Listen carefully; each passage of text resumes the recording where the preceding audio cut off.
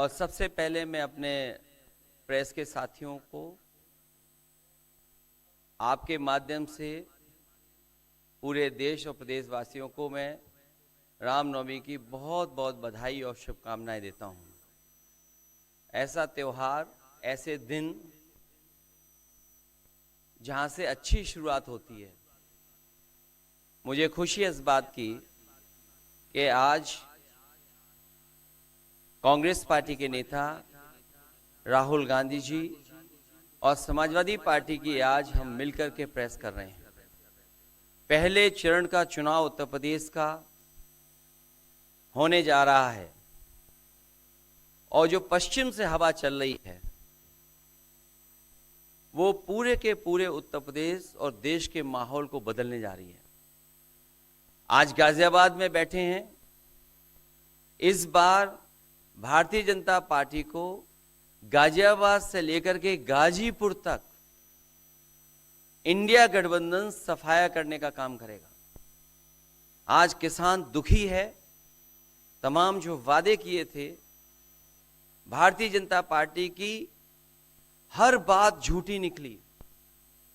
उनके वादे झूठे। न किसान की आय दोगुनी हुई, न नौजवान को नौकरी रोजगार मिला, और जो सपने दिखाए थे विकास के वो भी अधूरे हैं। जो इनका नैतिकता का बुलबुला था वो भी टूट गया। इलेक्टोरल बॉन्ड ने इनका बैंड बजा दिया। भारतीय जनता पार्टी सभी भ्रष्टाचारियों का गोदाम बन गई। न केवल भ्रष्टाचारियों को ले रहे हैं, बल्कि भ्रष्टाचारियों ने जो कमाया है उसको भी अपने साथ रख रहे हैं। जहां उत्तर प्रदेश देश का सबसे बड़ा प्रदेश है, डबल इंजन की सरकार में जो दावा करते रहे डबल इंजन, उनकी होर्डिंग देखिए आप कि अब डबल वहां पर नहीं दिखाई देते हैं, अकेले दिखाई दे रहे हैं। इनके प्रत्याशी होर्डिंग से गायब हैं और चुनाव के बाद होर्डिंग पे जो अकेले हैं वो भी गायब हो जाएंगे और सफाया होने जा रहा है। इनका एक ही नारा है, झूठ बोलने का और लूटने का।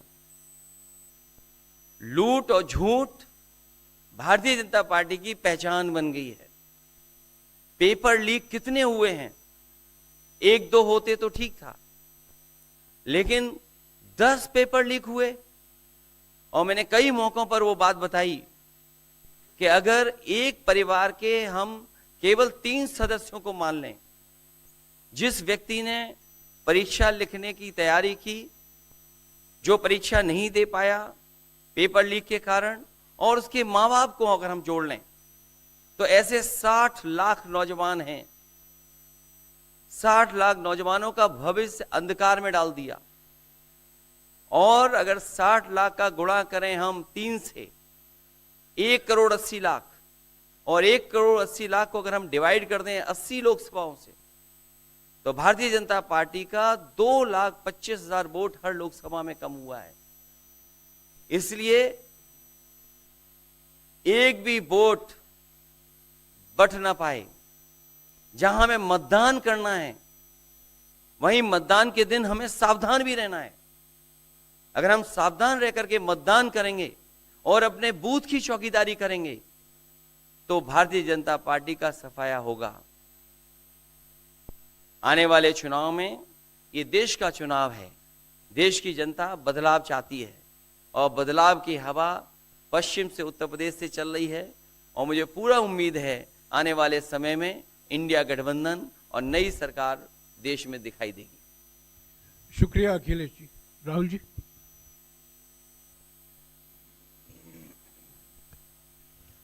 नमस्कार। रामनवमी की आप सबको, देश को बहुत बहुत शुभकामनाएं। ये चुनाव विचारधारा का चुनाव है।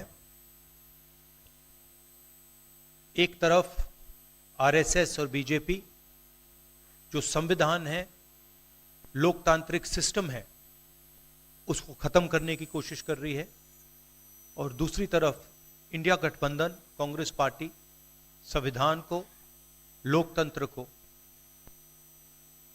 डिफेंड करने की कोशिश कर रही है, उसकी रक्षा कर रही है। चुनाव में 2-3 बड़े मुद्दे हैं। सबसे बड़ा बेरोजगारी, दूसरे नंबर पर महंगाई, भागीदारी। मगर बीजेपी 24 घंटा डिस्ट्रैक्शन करने में लगी रहती है। कभी प्रधानमंत्री समुद्र के नीचे चले जाते हैं, कभी आसमान में सी प्लेन पे चले जाते हैं, मगर जो मुद्दे हैं उनके बारे में ना प्रधानमंत्री ना बीजेपी बात करती है। कुछ दिन पहले प्रधानमंत्री ने एएनआई को बहुत लंबा इंटरव्यू दिया। स्क्रिप्टेड था,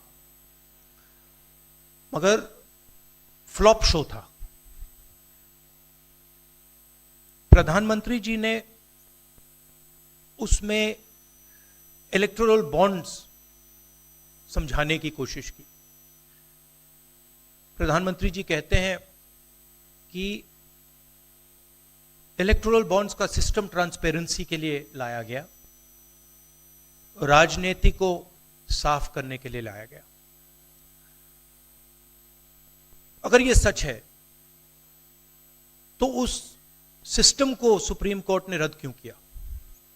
और दूसरी बात, अगर आप ट्रांसपेरेंसी लाना चाहते थे तो जिन लोगों ने आपको पैसा दिया, बीजेपी को पैसा दिया, हजारों करोड़ रुपए दिए, उनका नाम आपने क्यों छुपाया था? और जिन तारीखों पे उन्होंने आपको पैसा दिया उसको आपने क्यों छुपाया था? पता लगता है हजारों करोड़ रुपए का कॉन्ट्रैक्ट किसी कंपनी को मिलता है, उसके एकदम बाद वो कंपनी बीजेपी को पैसा देती है। सीबीआई की इंक्वायरी होती है, ईडी की इंक्वायरी होती है, किसी कंपनी पर शुरू होती है, उसके 10-15 दिन बाद कंपनी करोड़ों रुपए बीजेपी को देती है और फिर सीबीआई की इंक्वायरी, ईडी की इंक्वायरी बंद हो जाती है। सड़क पे इसको एक्सटॉर्शन कहते हैं, एक्सटॉर्शन कहते हैं सड़क पे। तो ये जो है इलेक्टोरल बॉन्ड्स का जो स्कीम है, ये दुनिया का सबसे बड़ा एक्सटॉर्शन का स्कीम है। हिंदुस्तान के सारे बिजनेसमैन इस बात को समझते हैं, जानते हैं, और प्रधानमंत्री जितनी भी सफाई देना चाहें कोई फर्क नहीं पड़ने वाला है, क्योंकि पूरा देश जानता है कि प्रधानमंत्री भ्रष्टाचार के चैंपियन है। धन्यवाद। शुक्रिया राहुल जी। अच्छा, एक और बात, आपने जयराम जी आपने कहा कि जो भी आपको क्वेश्चंस पूछने हैं आप पूछेंगे, और ये ओपन एंडेड प्रेस कॉन्फ्रेंस है। बट इसमें एक और बात, मुझे पहले ही 2-3 बीजेपी वाले क्वेश्चंस पता लग जाते हैं, तो वो तो गारंटीड पूछे जाएंगे, तो उनके लिए मैं तैयार हूं। आजकल गारंटी का जमाना है राहुल जी। पहला सवाल महिकार जी, हिंदुस्तान हिंदी डेली से। माइक दीजिएगा।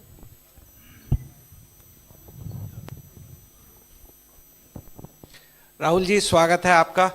दोनों नेताओं, जबकि आज प्रचार का पहला चरण समाप्त होने वाला है, आपने मेरे मित्रों को थोड़ा सा कसरत करा दी। वो दिल्ली से यहाँ आए हैं, आपने गाजियाबाद में ही क्यों पीसी की?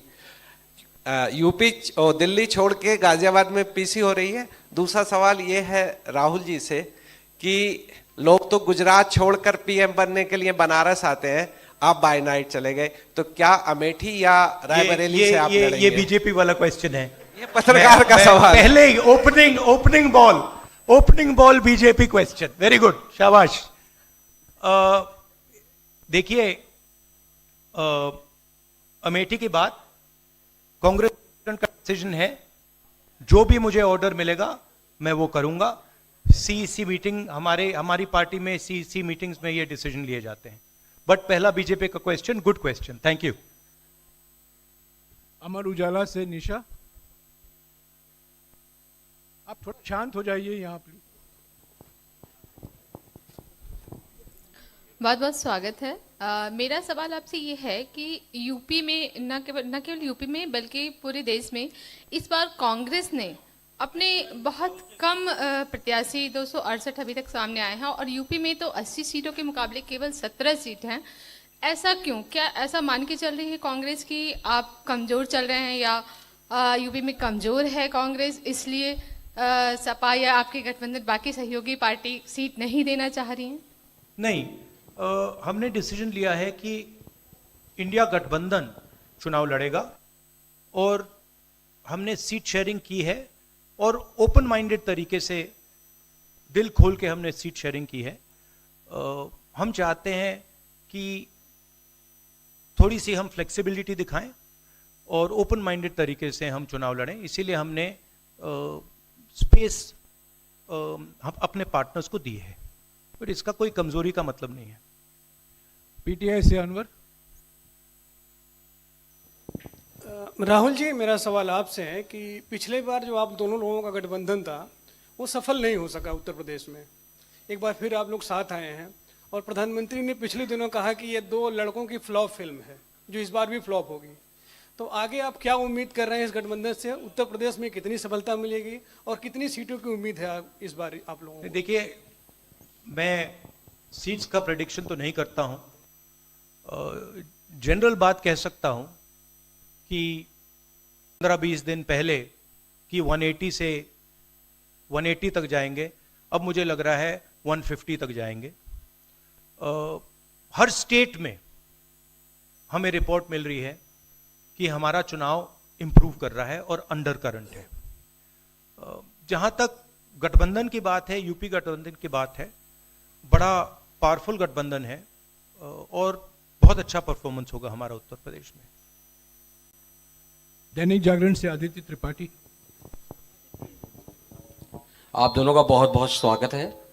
मेरा प्रश्न ये है कि उत्तर प्रदेश में एनडीए गठबंधन रोकने के लिए आपकी क्या रणनीति है? सॉरी, क्या? उत्तर प्रदेश में एनडीए गठबंधन को रोकने के लिए आपकी क्या रणनीति, आप दोनों लोगों की?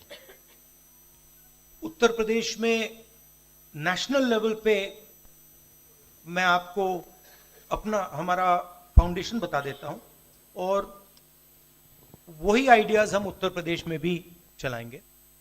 देखिए,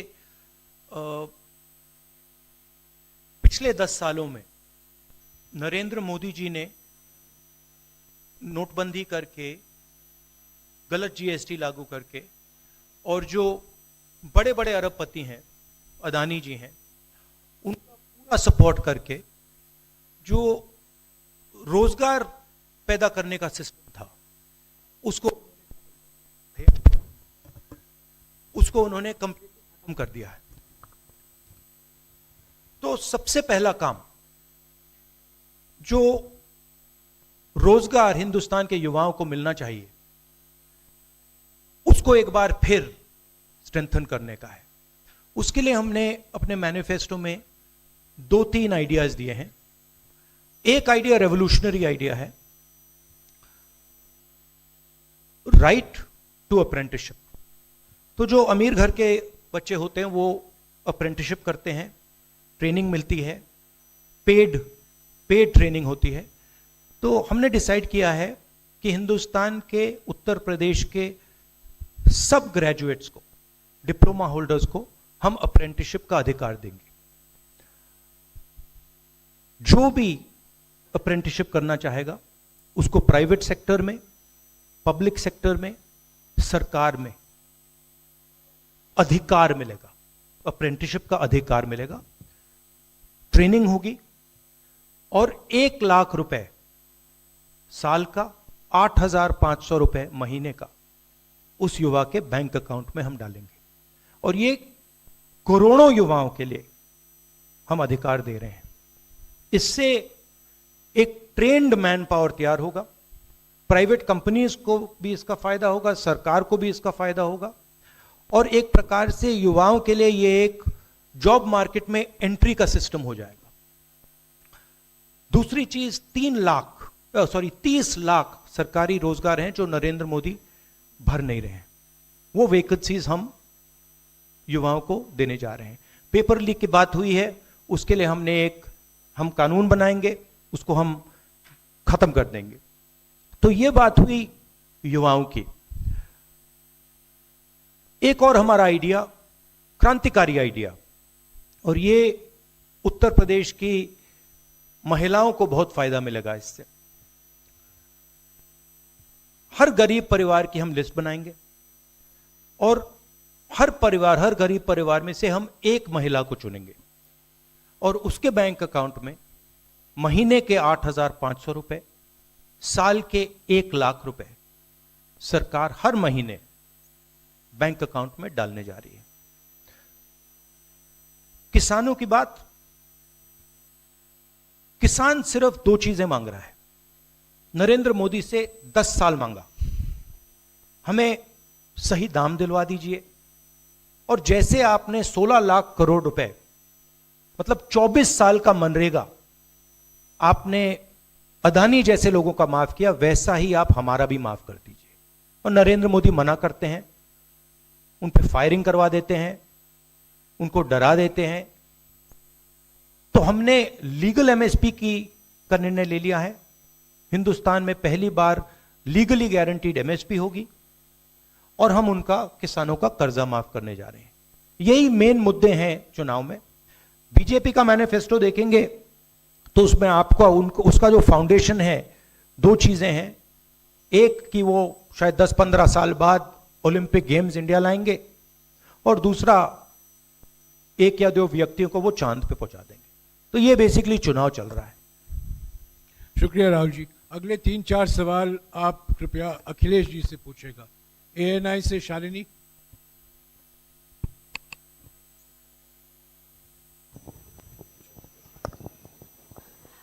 पहला सवाल राहुल जी से है। अखिलेश जी से पूछेगा प्लीज। उन्होंने कृपया लगा दिया, इसलिए अब हमसे पूछिए।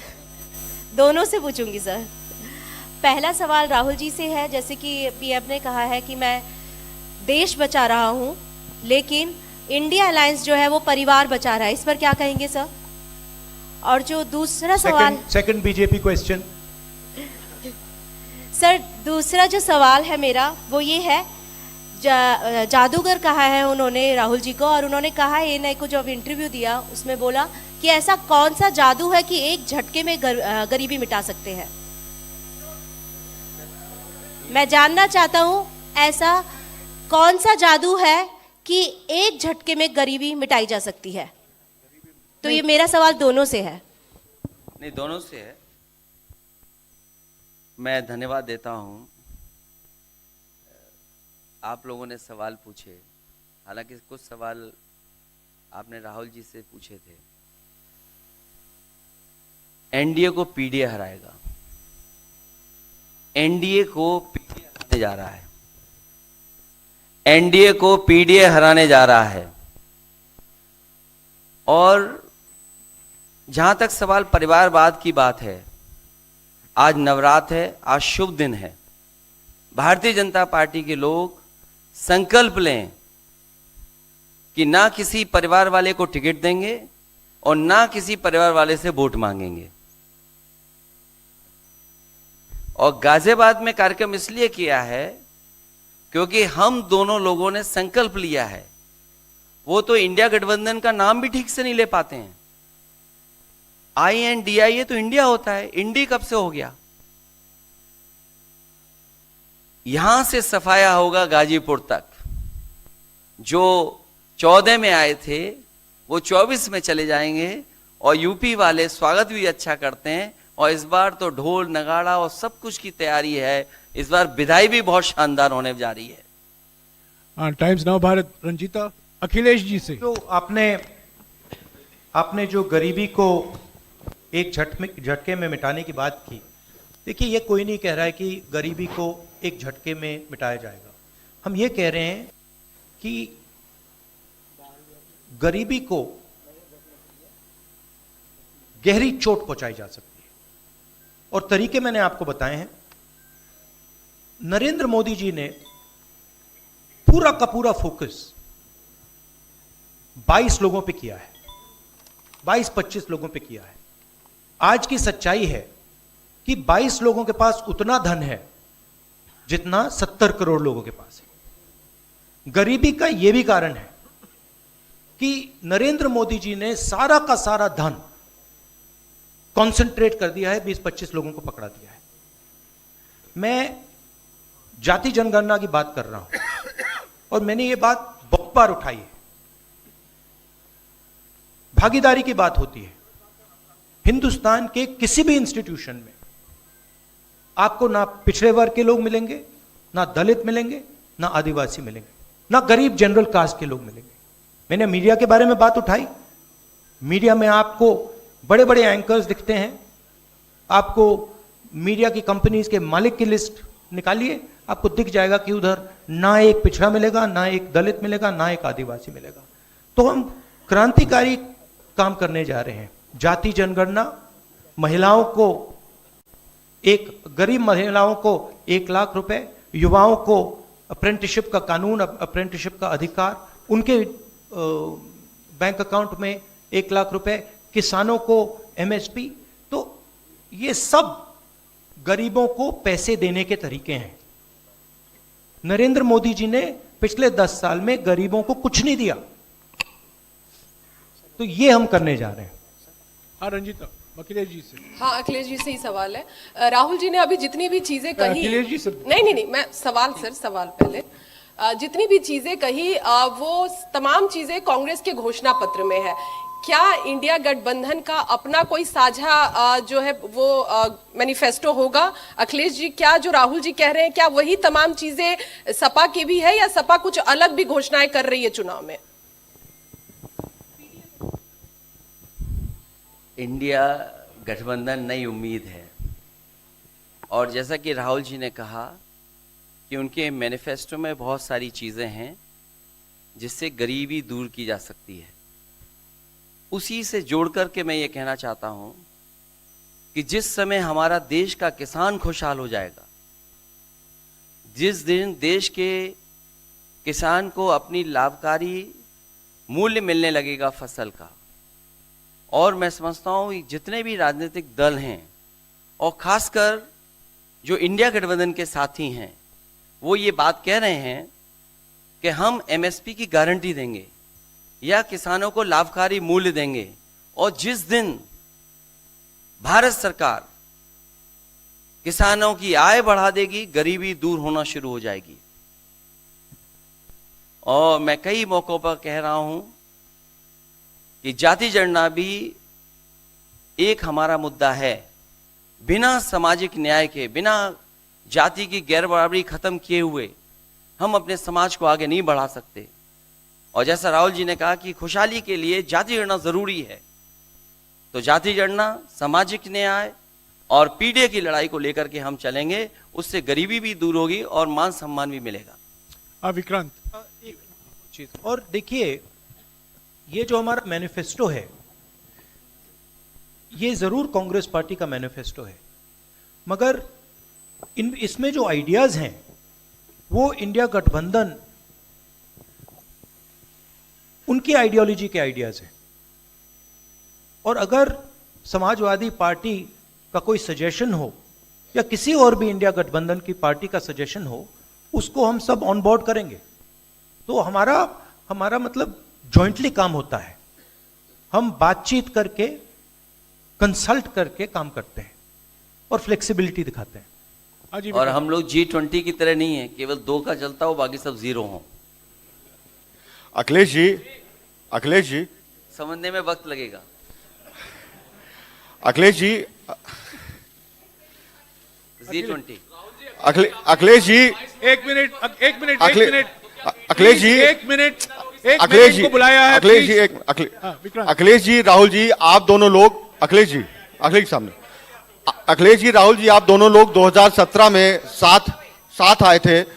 दोनों ने लखनऊ में प्रेस कॉन्फ्रेंस भी की थी, लेकिन 19 और 22 में आप दोनों अलग अलग हो गए। 24 में फिर साथ आए हैं। आखिर क्या वो मोमेंट क्या था जब दोनों के दिल में आया कि हाँ हमको साथ आना चाहिए, जरूरी है 7 साल बाद? दोनों के दिल में कब ये मोमेंट आया कि हाँ चलना है साथ? मूवमेंट क्यों बताना, हम साथ आ गए और साथ आ गए, साथ आ गए, यही मूवमेंट है।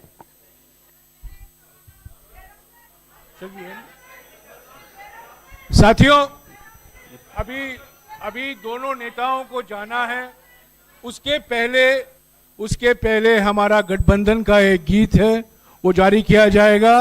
और हमारे 4 उम्मीदवार जो हैं वो राहुल जी और अखिलेश जी से एक फोटो खिंचवाएंगे। पहले गीत सुनिएगा, गीत देखिएगा। प्रेस कॉन्फ्रेंस समाप्त हुआ है, प्रेस कॉन्फ्रेंस समाप्त हुआ।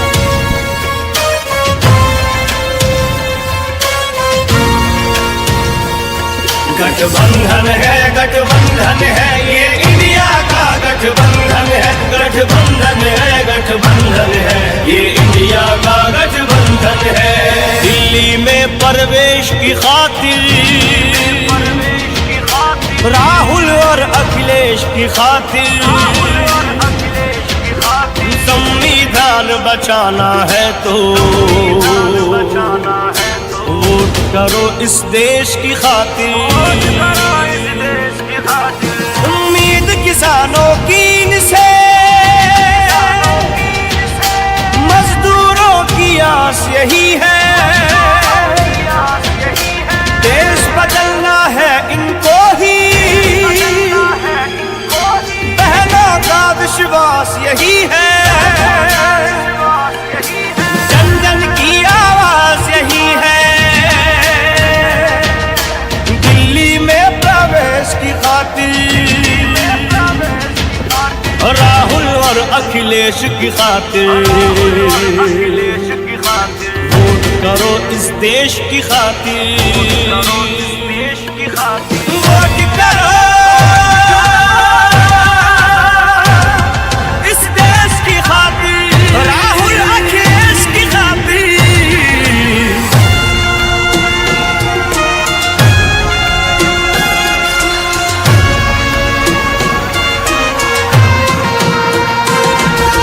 शान बचाए लोकतंत्र को, अब तो इन्हीं से आशा है। सच पूछो तो इनका जीवन समाजवाद की परिभाषा है। अब भारत का नारा यही है, दिल्ली में प्रवेश की खातिर राहुल और अखिलेश की खातिर वोट करो इस देश की खातिर।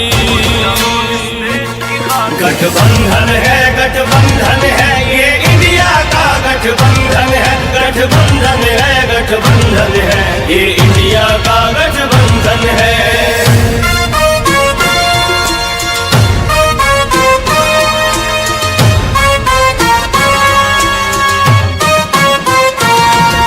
नेताजी के लाल तुम ही हो और देश का मान तुम ही हो, कृष्ण कन्हैया के वंशज हो, यदुकुल का सम्मान तुम ही हो। अब धर्म युद्ध को लड़ना है तो दिल्ली में प्रवेश की खातिर राहुल और अखिलेश की खातिर वोट करो इस देश की खातिर।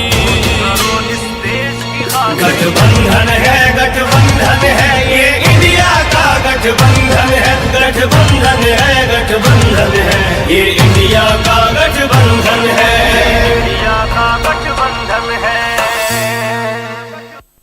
साथियों, अभी हमारे उम्मीदवार हैं डॉली शर्मा गाजियाबाद से, अमरपाल शर्मा जी बागपत से, महेंद्र नागर गौतम बुद्ध नगर से और शिवराम वाल्मीकि जी बुलंदशहर से। कृपया मंच पर आइए और राहुल जी और अखिलेश जी के साथ फोटो खिंचाएंगे।